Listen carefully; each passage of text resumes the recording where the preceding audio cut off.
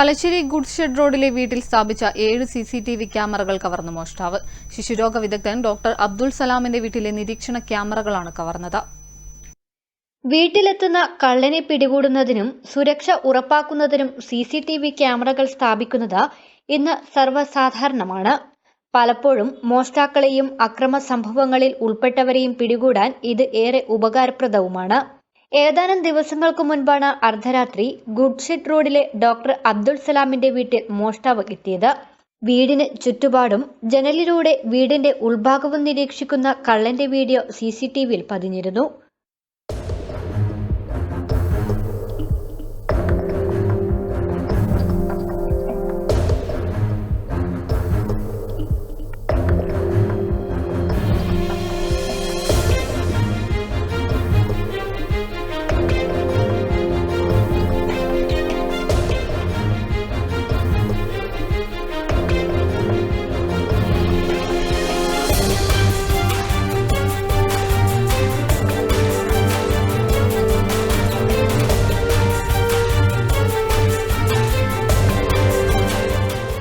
ശബ്ദം കേട്ട് വീട്ടുകാർ ഉണർന്ന് ലൈറ്റുകളിട്ടതോടെ മോഷ്ടാവ് കടന്നു.